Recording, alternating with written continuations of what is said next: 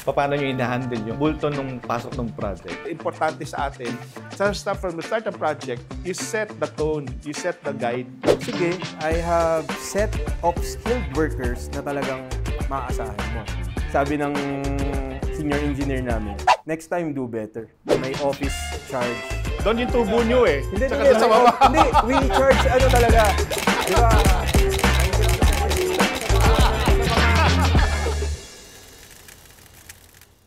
I'm architect Richard Garcia.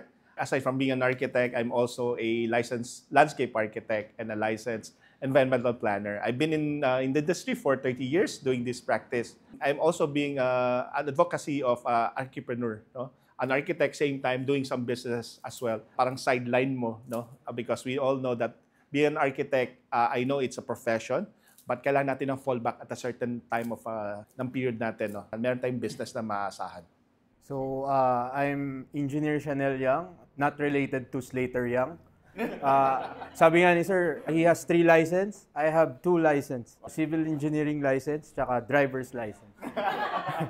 I'm a small-time contractor. We make houses, warehouses. We are also in the food and beverage industry, construction. Hi, I'm architect Jericho Granda. I'm a starting architect pa lang since 2020. Ilang taong ka na ba, Check? Ako ay 33. 33 ka, oh. 35. Oh, so parang pinaka-lolo ninyo, kakong tito ninyo dito. I'm actually 53. Sabi ko nga, sa industry, with the 30-year practice. Doon ako nagsimula. First job ko yan. First job. Doon ako na-expose how to deal with the contractors, suppliers, and engineers, yung mga consultants. It's not that easy, no? But ang laki ng immersion, laki ng understanding mo, especially on the corporate practice. Hindi ako nakapag-experience ng like doing before na parang small projects. Talagang big projects, industrial na kaagad, shopping centers, condominiums, hotel. That's the exposure that I had. So sabi ko nga, after 30 years, it's kind of different. Itong time na to, nung national president sa UAP, doon ko na-realize when I was going around, parang, and because of also same time yung may batas tayo na 9266, yung architecture law natin na, di ba? And it has been on the Supreme Court na for 20 years na it's really a battle between the engineers sa PICE, UAP, TPWH. Pero na-resolve sa finality, no, last year. Ang kagandahan nun is nakita natin na working together with mga consultants or working together with engineers, very important. Very important kasi each and every architect may kanya-kanya tayong specialization lang eh. Di ba? Or ang natin is really architecture, no? Meron tayong architecture interior, di ba? But sa engineers or other natin, may mga talagang specialist pa si Chanel, di ba? Sa civil engineer, and mostly mga civil engineer nagiging contractor. Yeah. Nagiging contractor kami. Pero ako kasi, ang experience ko naman, when I graduated, I did not take the board pa. I went to Qatar right away. So, I was accepted there as a site civil engineer. So, ang ginagawa namin are roads, train, at saka mga tunnels. So, doon pa lang, na-realize ko na ito yung work nito sa abroad. Pero yun nga hindi ka naman pwedeng buong buhay mo nasa abroad ka eh. You have to go back. So, hindi ko naman choice yun. Na pagbalik ko, I became a contractor and then, ito yung mga pumapasok na projects eh. Residential, hindi mo talaga siya ma-disconnect, di ba? Pero may tulong sa'yo? Yung pagiging working abroad, tapos here? Hindi, when I graduated, I decided to work abroad thinking na I will learn faster. And that happened. Kasi they don't care eh. Hayaan ka nila umorder ng bakal. Hayaan ka nila umorder ng concrete. Hayaan ka nila mag-compute on their own. Ang katwiran nila, pag may sobra yan, may ibang pupuntahan na site. Kasi big sites eh. Parang buong Qatar, ginagawa namin eh. Example, dito, experience ka as an engineer. Hindi ka pag-orderin ng ready mix ng slab for sure. Senior engineer magko-compute niyan. Hindi yan magtitiwala. And then, we learn from our mistake eh. May sobra akong isang truck. Diba? Sabi ng senior engineer namin, next time do better.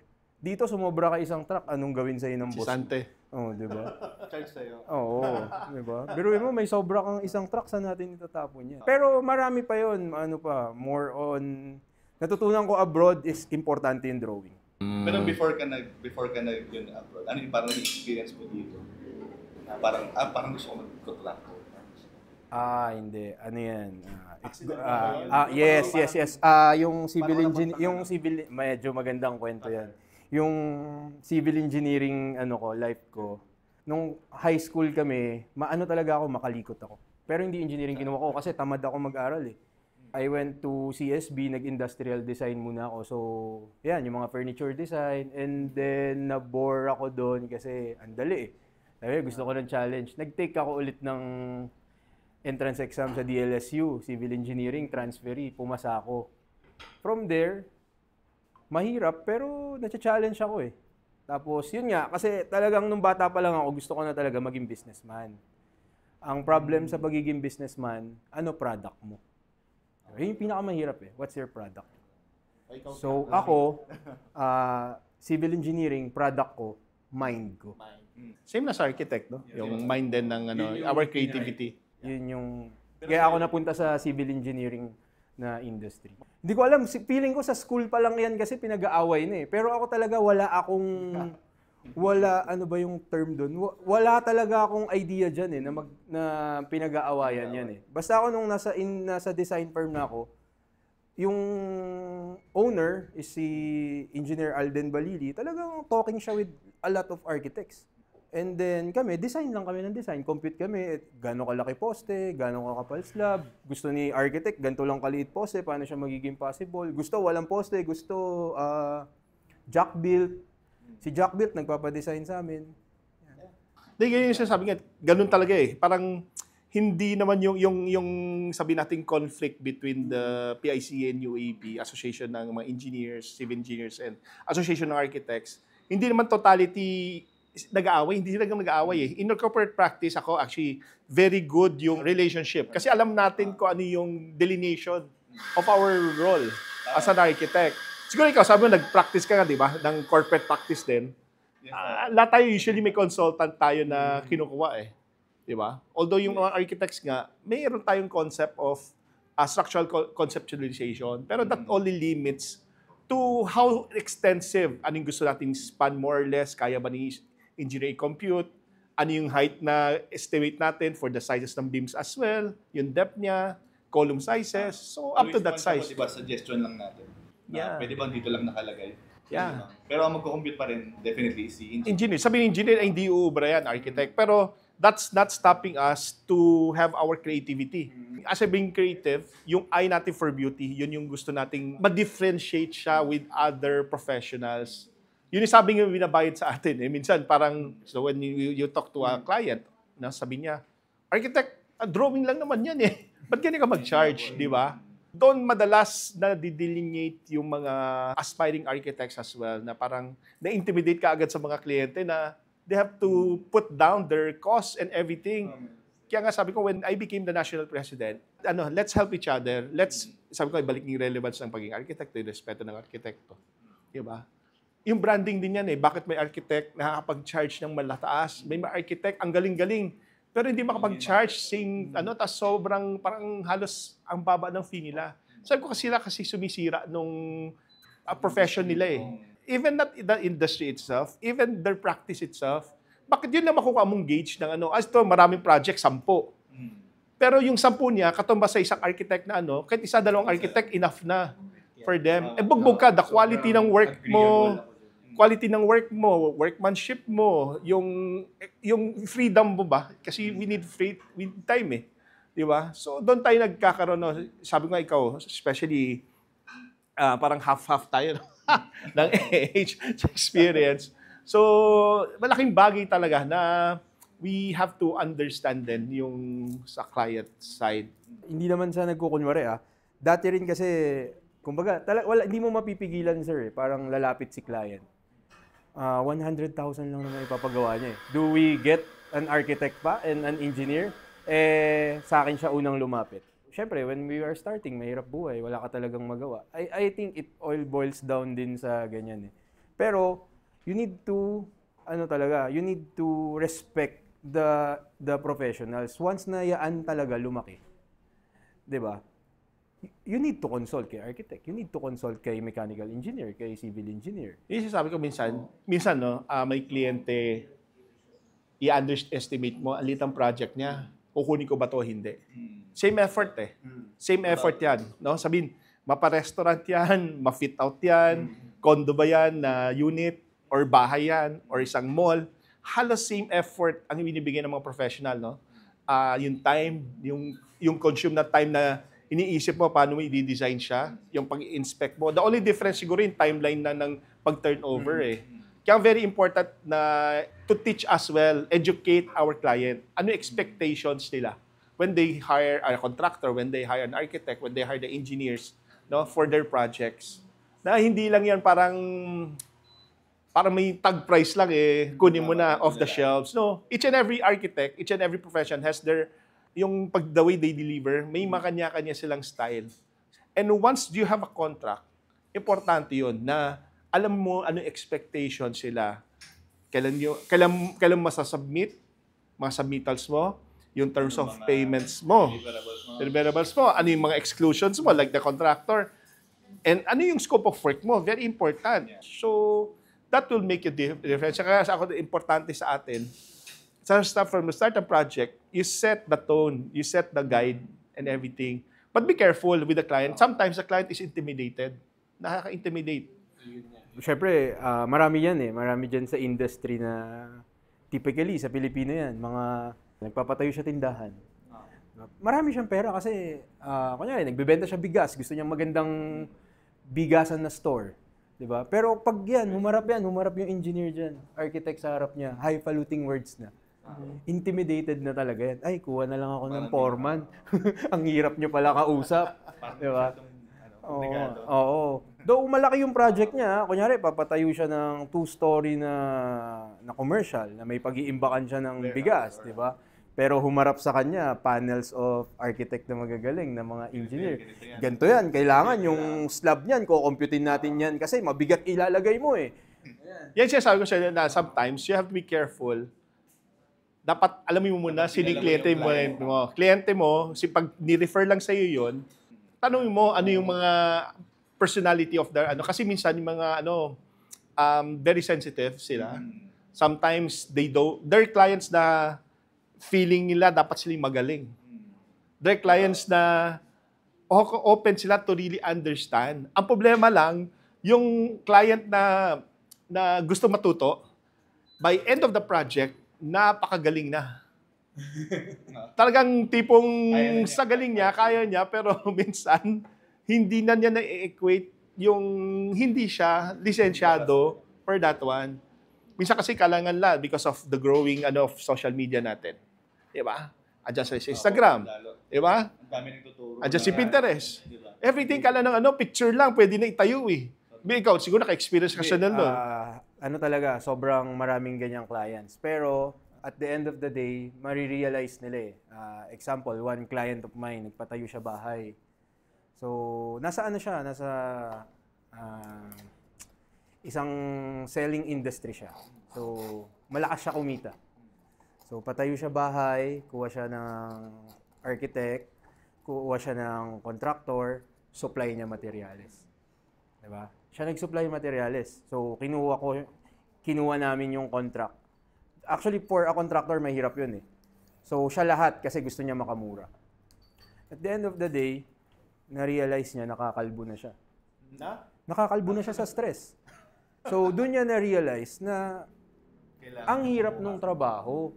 Ordering pa lang siya ng materials, meron siyang proper consultant. Meron siyang, correct me sir sa terms ko, meron siyang architect talaga na nagsa-site visit. Meron siyang contractor, ako engineer niya. Siya sa materials. Doon pa lang hirap na siya. Sabay, how do you call this? Yung part na yun is the structural part. So, nung nagpapabidding na siya sa finishing, ayaw niya na. Kasi na-realize niya, yung effort and time na binibigay niya, pag pinut niya yun sa business niya, yun natipid niya. Barya. Yun yung tatawag natin, yung owner supplied material, di ba? Yeah, OSM. owner supplied. Owner supplied. Tapos minsan sabi, contractor installed. Pero in some cases, syempre contractor, kawawa din naman. Minsan sobrang tinanggalan na, halos labor na tira. Kasi iba ka lang na ganun eh. Kaya nga kami usually we endorse lang na maging OSM siya or owner supplied material, mga major items. Or especially if you have direct connection to the supplier. That would save on ma-pass on mo yung savings doon sa client mo. That's one thing that sometimes, sabi nga natin, yung about the budget, when you start a project, understanding the client, and next nun is, may pera ba si client for the project?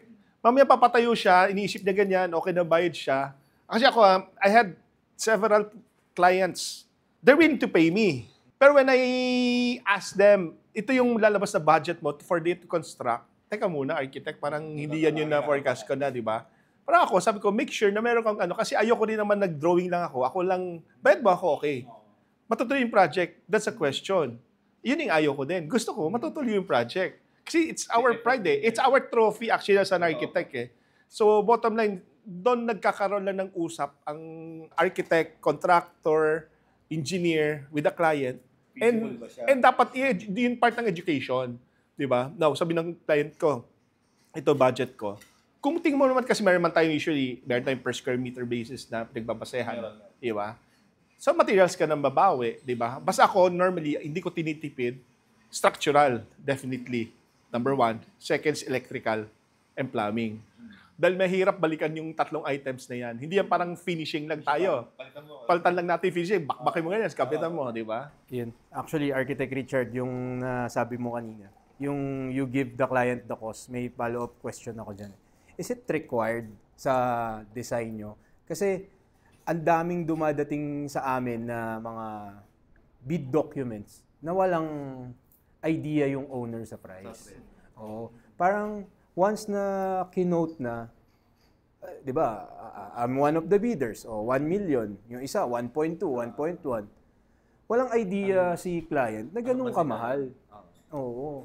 Hindi, I mean, required, dapat, for me, dapat siyang binibigay. So, I don't think na lahat ng architects nagpo-provide. Hindi, I think before, not exactly bibigay mo yung probable construction cost, but at least the architect should know at the very start, when he designs, ano ang kayang capacity ng kliyente. Or ano aabutin ng budget na binigay? Ako normally, that's the easiest, no? Kasi syempre, when you meet the client, normally, when you meet the client, initial meeting, meron na siyang pegs eh. Architect, ito yung gusto kong itsura ng itatayo nating bahay. Architect, ganito itsura ng warehouse. Warehouse lang talaga.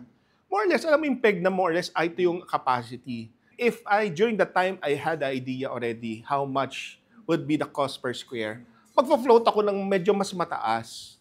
Pag sabi niya, architect, parang mahal yun. Now, at least sabi yung gauge na, mahirap naman sabi mo, para matuloy ng, kasi may mga ibang architect na, sad to say, or hindi lang architect, siguro contractor, magbibigay ng per square. Para lang maklose yung contract, by the time i-change order niya, yung kliyente hindi na kaya, wala ng capacity to add on, so na-i-shelve yung project, na-ihinto. So doon, I think, very dapat, una-una dapat kilala mo yung kliyente, dapat kilala, at least may kakilala ng contractor or architect niya. At the same time, ikaw din, dapat kilala mo din yung kliyente more or less kung sino nag-refer and everything. So, importante yung relationship pa rin boils down to everything. So, each and every one of us, architect, engineer, contractor, kliyente, may kanya-kanya tayong role eh. Di ba? Doon sa construction na ginagawa mo sa project itself, very important yun na take in natin, di ba?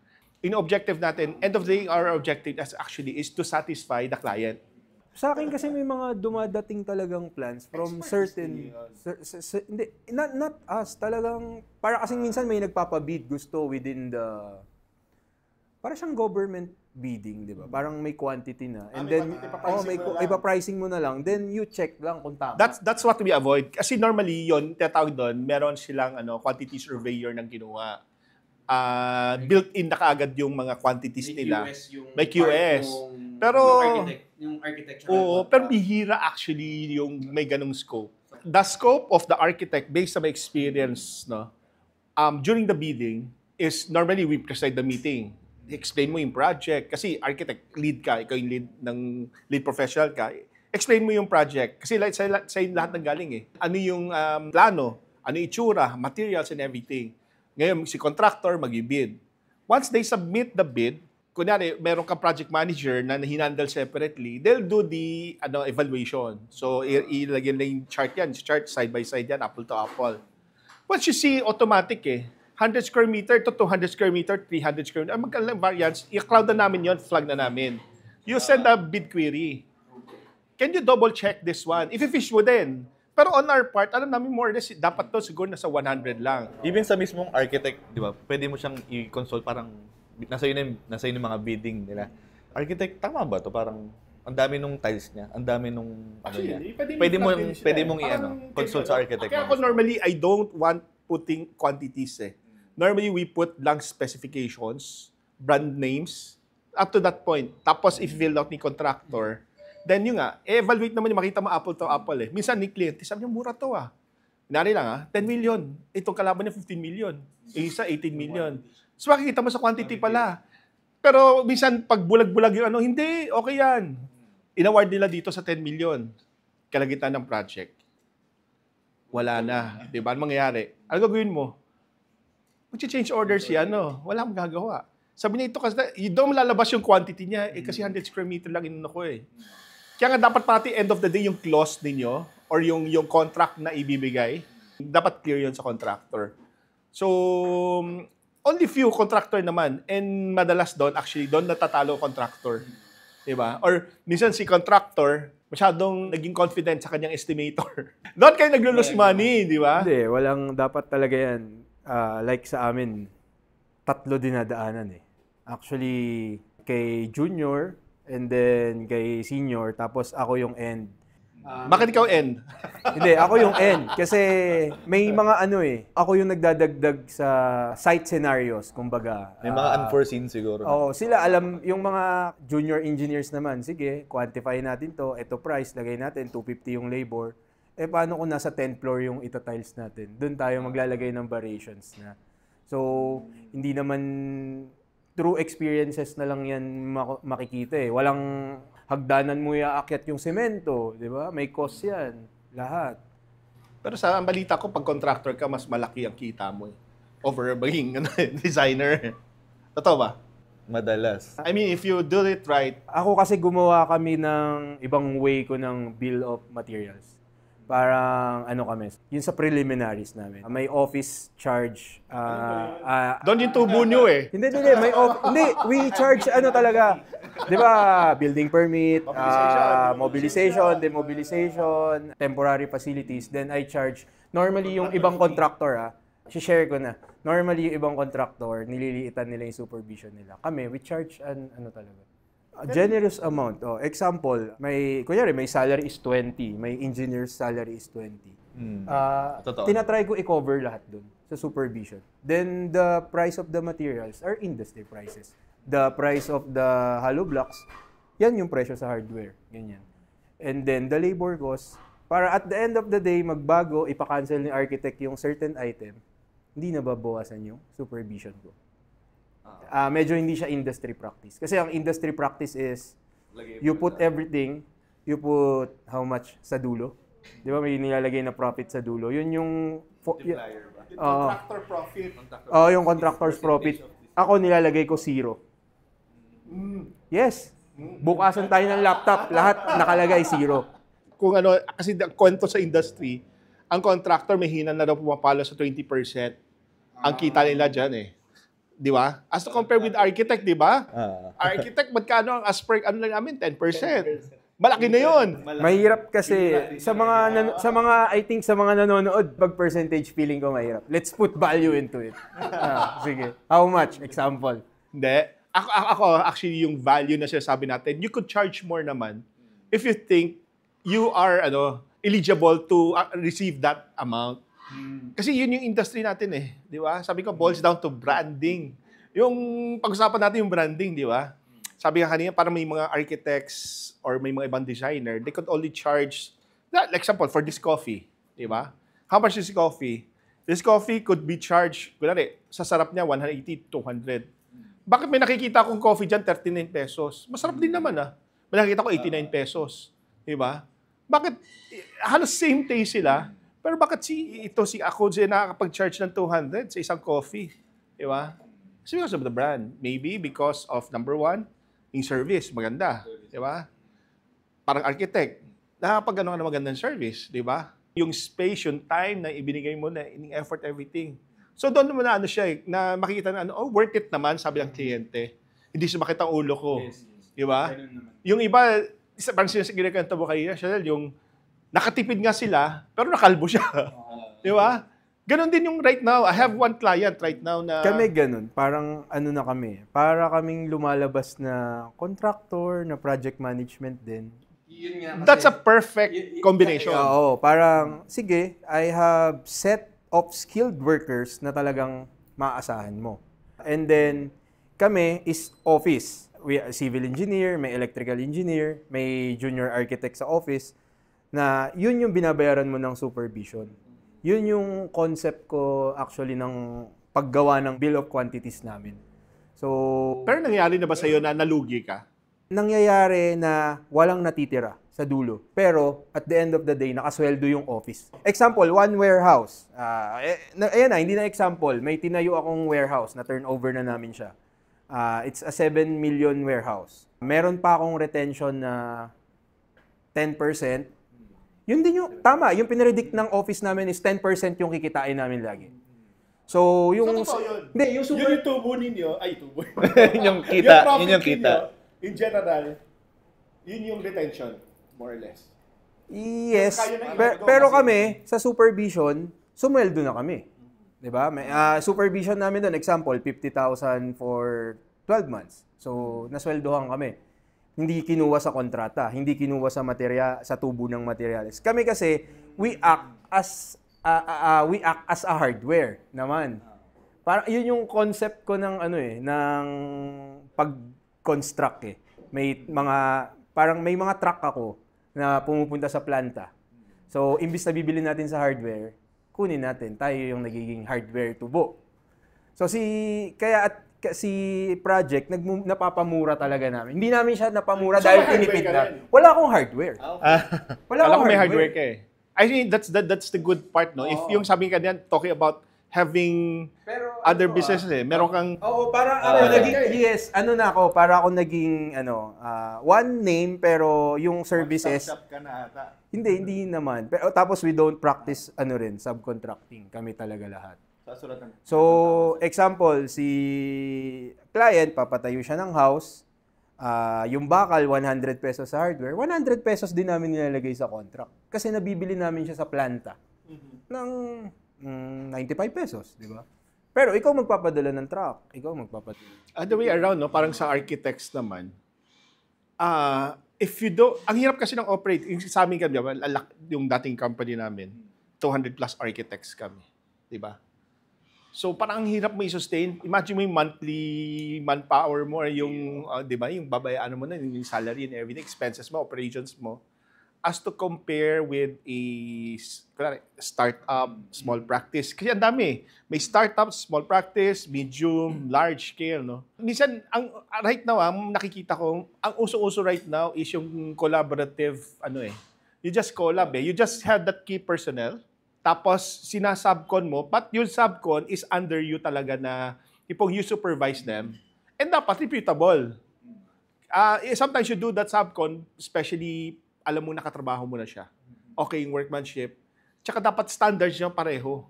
Hindi sinabcon ko, parang drawing yun ang turo sa amin dati pag architect, dotted manual. Kahit 10 kayong architect na nag-drawing ng drafting ng manual niyan, pag output niya, kala mo isa lang architect na nag-drawing. Dapat ganun din. So, everything should be, parang naka-ISO ka naka-ISO ka na dapat standard mo, and isa lang, regardless, in-out mo siya, pero dapat hindi ma-feel ng client mo na in-out mo. Although, mahirap kasi minsan in-house makaka-save kang konti. Pero kung sana, tuloy-tuloy din yung projects mo, di ba? The natural course kasi ng pagiging contractor is first you will have partners. And then, may lalapit na kaibigan, tara, partner tayo, ganyan. And then, magbe-break kayo, may isa, tatry mo na naman another partner, di ba? Ako, ganyan, naka 2 partners ako. Ang ano niyan is hanggang hindi mo na hanap yung same ano mo, Same goals siguro. hindi, yung Soulmate. yes, soulmate. Yung same na tao na kaparehas mo mag-work, mag-put into effort, hindi magiging successful yung partnership. Parang your Oo, shadow. yun. So, ako, yun yung start ko. So, yung mga concept ko ngayon, hindi ko rin siya na-experience, hindi ko siya nakita sa corporate world. Parang ako na lang, paunti-unti ko siyang pinerfect. So, yung sinasabi ko na pwede kang, yun nga yung sinasabi ni Sir, may large scale, may small scale. So, habang nasa small ka, think big na rin. Try mo na mag-save ng money para makabili ka ng own trucks mo. Bigyan kita example. Ikaw, Architect Jack, sa isang construction site, anong pinakaayaw mong nakikita? Ano ba, maruming site? Maruming site. Tama. Basura. Ang basura, pag pinahakot mo sa isang dump truck, costs you around 2.5. Pag may sarili kang truck, utusan mo yung truck mo, siya maghakot ng basura, dali niya sa dump site, will just cost you 1,000. So, yung truck na kinuha mo, yun na yung ang nagbabayad niyan, yung project pa rin. Kasi binil mo naman yung project ng howling ng 2.5. Investment na siya, kumbaga. Yes, pero hindi lang naman yun yung gagawin niya. Yun yung sinasabi ko. Pero yung sinasabi nga ni Sir na large scale lang nakakagawa niya. Kailangan, habang small ka pa, ipunin mo. Yun yung yun yung sinasabi mo nga na, di ba, end of the day, zero yung peso amount mo. Pero pagkatapos ng project, marami kang equipments na lumabas. Marami kang na-produce na yung manpower. Kasi parang sa akin ganun din training at certain point, no? I was explaining kanina, 30 years nga, nag-corporate world ako. Tapos, late last year, nag-establish ako ng corporation na kami ng wife ko na architect din. Sarili namin. So, we rebranded. And same time, sige, i-mentor ko yung mga tao na ito, focus ko talaga. It turns out na parang okay pala. Na kala ko magre-retire na rin ako Diba? Sabi ko, kung ikaw, para ka nag-i-startup, ako para kung nag-i-startup na hindi nag-i-startup It boils down lang talagang nung nalaman ng mga, sometimes mga clients mo or ano na meron ka na at your own. Kasi ikaw rin yung kaharap, papunta talaga din sa'yo, no? So, just be careful lang, not all projects, i-capture mo kagad. First you have to understand yung capacity mo. Don't be selfish. Don't be selfish in any, kasi if your client really wanted you to do that project, they could wait. Ako siguro yun ang yabang ko lang sarili ko, Meron akong kliyente dalawa, sorry sa client ko. Minsan, naghihintay talaga sa at certain point because hindi ko maparallel before because of my role nga as a national president. But right now, sabi ko, mas focus na ako right now. When I step down and when nagbawas ako ng social media presence na as a national president, doon pumasok yung mga projects. Sabi ko, teka muna. And when I asked them, because they thought I don't have any time for them, for their projects. Kasi puro na lang daw ako organization, puro na ako. So, nung nakita nila na tapos na ako, that's the time pumasok sila. They know my capacity, they know how I work, and they know anong output ko. So, pero malaking bagay talaga yung pagiging leader, yung leadership. Ang dami kong learnings. Ang dami kong network na na-create, no? From the international communities to the local sa region, all over, Luzon, Visayas, Mindanao.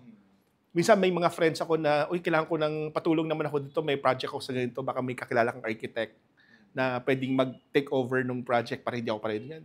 We just refer na lang, o ganyan, kayo mag-collaborate. So it tells out, no? Nakakatulong. Ma-work on, no? Sa parang mag-start up ka, and unti-unti nga ma-build up mo yung brand mo, client will come Although right now, Philippines is on the phase na, sabi nga na, maaring matapos na yung golden era ng construction. Pero tingin ko hindi pa rin matatapos yung projects. No? Because I think there are people who has money and their clients as well na they want to be safe. May ibang client, they need investments They need na paikutin yung pera nila So I think meron pa rin project, pero only few architects or designer that will be able to sustain that one. May chance na, kung may opportunity na gano'n, na mabigyan ng... And tandaan mo, pag may isang arkitekto may project, damay na yung other engineers, damay na yung contractor, damay na yung other professionals hanggang sa the bottom line na natin sa root cause natin. Pero may question ako, architect. Kasi bilang starting firm, paano nyo i-handle yung, kasi kagaya nag-start kayo ng after 30 years po, no? nag-start kayo ng sarili nyong firm, yung bulto nung pasok ng project, paano siya hinandle ng kayo lang or paano yun, kuha lang kayo agad ng tao? Kasi yun ang problem ko ngayon bilang starting na in relation din kanina na naghahanap ako ng soulmate ko na talaga magsistick sa sa akin, tulungan ako para ma-cater ko lahat yung pumapasok na project. Kasi ngayon, hirap akong hanapin yon. May mga pumapasok, may mga nag-a-apply, pero parang after 1 month, 2 months, parang hindi pasok sa kanila. Yung, lalo na sa mga setups ngayon, mostly nang gusto nila is work from home. Tapos yung iba, walang masyadong experience sa site, yung iba, bagong graduates. So parang, paano siya hinandle? Una-una. Saan nyo kinuha? Una-unang ko dyan is, I have to prove myself. Yun yung sasabi ko, yun yung importante. Yung from that, na-prove ko, although, siyempre, may ups and downs ang isang architectural company, yun yung mga learnings ko, ang nilalagay ko ngayon sa sinetap kong company. Which is, sa akin, sabi ko nga, mas mabilis sa akin, yung sabi mong soulmate. Ang soulmate ko dito, kasi my wife is also an architect. That she used to be my apprentice sa previous job ko. So, nami-mirror mo, sabi ko sa akin siguro it will much more easier. And few years ago, we established our own na sa kanya, Garcia Lee Architects. Kami ng wife ko, pero mostly projects niya. Sabi ko eventually kasi dapat meron eh. And sabi ko, what if one of my kids will want to be an architect or engineer? At least meron siya mapupuntang trabaho, no? So, yun yung learnings ko na, and whatever learnings that I put in a corporate practice, nilalagay ko dito sa company ko. Kahit maliit lang kami. At a start, when I started, I had like 3 people. But right now, within a year time, 15 na kami ngayon. Eh, bigla akong kinabahan. Actually, pagpunta ko dito, drive ako eh. Hindi ako papunta dito. So, parang, iba pa. Yun yung mindset lang na iba ngayon. As an owner right now, you are very conscious about your financial stability. Your monthly status. Kasi, sabi nga, it's not about the number of projects that you have eh. It's not how much contract that you have right now closed. It's about how much is your cash position. How much ano yung laman ng bangko mo. And second is, maybe, ako, ini-interview ko talaga yung mga new employees ko. I wanted them na malaman ano yung skill set nila. Ayoko nang masyadong magaling. I wanted someone trainable. So yung importante, yung trainable. Pag sabi ng trainable, because ang objective mo is to also mimic you. Bakit ako umalis sa dating company? Because that's not really my brand. I'm part of it. I'm a partner. Pero yung brand na gusto ko, yung designs na gusto ko ilabas, hindi ko may labas because we have the corporate image na standard. But right now, mas wild, mas creative, mas open sa ideas, I could put up. So yun yung nangyayari right now. So when I interview mga apprentice, Archi, new Archi, and experienced Archi, making sure, number 1, makakatrabaho mo. Pangalawa, makakasundo mo, trustworthy. Especially sabi mo nga, ang daming right now gusto work from home setup. Pero right now, tinatanggal ko yung work from home setup because I felt maybe a shorter period of working hindi Monday to Friday. Kasi iba yung may interaction. Tayo architects, we need interaction, we need brainstorming, we need time. Hirap sa Zoom eh. Di ba? Not all people are techie. So once nakakuha ka na ng makakasundo mo, ang next na tanong mo, tatagal ba to? Because you'll invest time. You invest to mentor them. You invest your resources. Mamiyak mo ka lang pang 2 years lang, lugi ka. Pang-experience lang. So yun yung ayaw ko. And siyempre, you don't ask them directly that question. Indirectly, malalaman mo yung personality ng tao if they can stay or not. Kaya sa akin yung studio ko before, most of my staff would stay with me 5 years minimum, 8 years, 10 years, 12 years. Because importante yung relationship. Relationship natin, hindi porket ako boss mo, boss ang mo sa akin. We could be together as an architect. Di ba? I learn from you, you learn from me. Yun yung sabi ko, yung nagustuhan ko kay Architect Gilbert Yu, yung aking mentor way back. Na tinrush niya ako at a young age. Tinanong na sa akin ano objective ko. Ano yung goal na gusto ko ma-reach. Lahat yun ibinigay niya sa akin. So yun yung dapat parati kami set goals, yung journey mo, yung milestones mo. Kumbaga sa contractor, may milestone silang deliverables. Tayo as an architect, dapat may milestone ka rin. Startup ka right now, ang target mo by 1 year, anong na-reach mo na. Pero dapat attainable. Pero Ako, parang kanang discuss natin about, I always had talks about dreaming big. Ayoko ng utak tingi. Nangarap ka na, lakihan mo na. Pero, dapat one step forward ka. Kasi kung hindi ka mag-forward, ang dami mo what if, takot ka. Ako takot, sabi ko setup. Sa setup pa ba ako? Mag-relax na lang ako. Di ba? Darating at darating talaga ang situation. No? Darating yung client. So, the setup ng mga tao and everything, next mo na lang siguro, I think, yung relationship, very, very important. Sa mga architects natin, sa staff natin, even sa contractor. Basta maganda yung pakisama mo sa kanila. At parang sinasabi sa kanila, you're here not only to earn, but to learn. Earn and learning. That's the secret for them, for you to stay long. At matagal yung niya. Ang problema lang, pag masyadong matagal din sila, kailangan meron silang ine-expect na growth. Yun yung parating pattern. Sinasabi ko kanila, sa start pa lang na sa interview, I always tell them, not everyone would be successful in this field. Alam niyo saan kayo pupwesto and make sure you would pop among the crowd. Gawin mo, magpapansin ka. Being KSP, there's a good thing being KSP, especially kami, sa side namin ng creatives, doon ka mapapansin eh. Pero dapat meron ka rin ibubuga sa galing. Hindi pa puro KSP ka lang. Di ba? So, yung sabi mo pag-set up ng hanapin mo yung soulmate mo, that's true. Kailangan someone to mirror you to help you out, to work on doon sa field na kasi ang sabi ko nga sa mga staff ko, minsan tawag nga colleagues or squad ko, na make sure every time you make a decision, decide as if you are the owner of the business. Hindi ka mag-decide because you are a draftsman. You don't decide because you are a designer. You don't decide because you're a illustrator or a renderer. But rather, you decide as an owner. You'll never go wrong on that aspect. Ngayon po, sa startup, nahihirapan akong first yung budgeting. Kasi kukuha akong tao, babayaran ko siya. Tapos meron akong project pero hindi ganun kalalaki. Tapos wala akong sariling office. Wala rin akong consistent na tao. So parang yun ang pinaka-struggle ko po yung yung mapagpapasahan ko ng legworks. Kasi sa clients po, pwede akong makipag-usap eh. Madali ako makipag-usap, madali mag-close. Pero yung pag i-deliver na, doon ako nahihirapan na kailangan kausapin ko yung engineer, kailangan kausapin ko si master plumber. So, ang hirap sa coordination. Actually, madali yung concern mo na yan eh. Yung concerns mo right now, because of pandemic, hindi lahat pangit ang nangyari eh. Na-educate yung mga kliyente that they knew na hindi kailangan ng architects ng isang opisina. The reason what you have an office is just for business address and meron kang, may pupuntahan sila, meron silang mahahabol. But physical office is not necessary right now. Hindi na importante. Sabi mo yun ngayon sa number 1 office, no? Kaya kahit sa bahay, home setup, you're okay because there's Zoom, there's internet. Yun lang mapigisikin mo. Next yung tao. You have to be careful. Alam mo yung capacity mo. Your capacity is up to this lang. Kahit gusto pa dumami siya, just collaborate.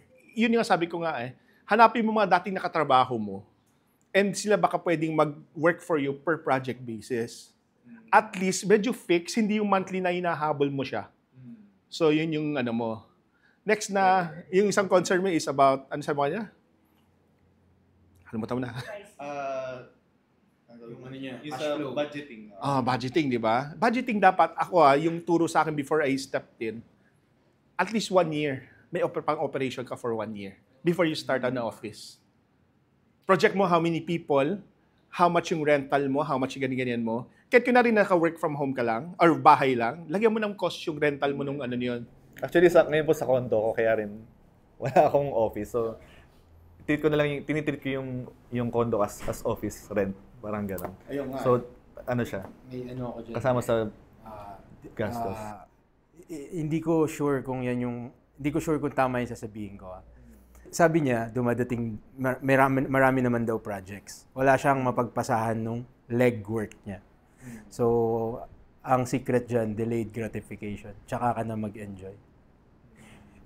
Wala ka bang mapasahan ng legwork mo? Or gusto mo lang iba muna gumawa? Diba? Pwede naman ikaw muna gumawa rin lahat yan eh. Hanggang nakakatulog ka pa ng 8 hours a day. Ikaw pa muna. Yes, ikaw pa muna. Diba? Tsaka hindi ka pa sa sweldo. You're the first sacrifice. But if you see your business is growing, if you see na may direksyon, pupuntahan na. Tsaka na unti-unti na i-build up mo. Actually, that's the thing that I was thinking sa akin right now Kanina when I was driving here. Na 1 year time, 15 tao ka agad. Tama ba ginawa kong desisyon? Diba? If I don't do this one naman, we could not grow. Up to that, gano'n lang. But you could forecast kung kaya mo na within 1 year to operate without tsaka natin mag-usapan after 1 year. Diba? But at a certain point, darating Ang problema lang sa atin, we have contracts nga, pero kailangan magbabayad yung kliyente. You could not always forecast. You bill it, sabi na a month's time, pero minsan a month's time, hindi pa darating. That's the reality. So may contingency ka dapat parate. Yung 1 year mo, lagyan pang contingency and before you start up. So you have to be careful. Pero end of the day, ang advantage natin being an architect, nandito Mind ang labor natin. Although sa atin parang libre yan Pero yan ang binabayaran nila. That could gauge from 1 peso to 1 million. So yun yung difference siguro ng architect and it boils down again sa branding. Thank you sa ACODES for accommodating us here. It's really a great opportunity to talk with kapwa arkitekto, engineer, contractor. No? As we have said, as a past national president ng United Architects of the Philippines, it's very evident na importante is to get professionals. When you had projects, importante na meron kang professional architect, license, professional engineers across all, structural, civil, mechanical, electrical, plumbing. All these things are very important. Why professional? They are reputable, credible, and meron kang paghahabulan ng kanilang lisensya. That's making sure na hindi ka matatakbuhan ng mga problema at sila pa the one will be helping you out. So very important kami mga professional to collaborate, And also like to also inform, if you want to see me more, we have Gala Architecture or Garcia Lee Architects sa Instagram or Facebook. My wife's also an architect. So, and sa UAP, we also, you could check out if you need architects, all over the Philippines, you could check out United Architects of the Philippines. Maraming salamat again, ACODES, for accommodating us here. And sana we will be able to have this journey, to create that awareness of getting professionals in our industry for your projects. Again, I'm Architect Jericho Granda. Please follow my socials, Grand Arc Architectural Design Studio or Grand Arc Design Studio, Facebook and Instagram. And thank you, Cine Haraya, for inviting.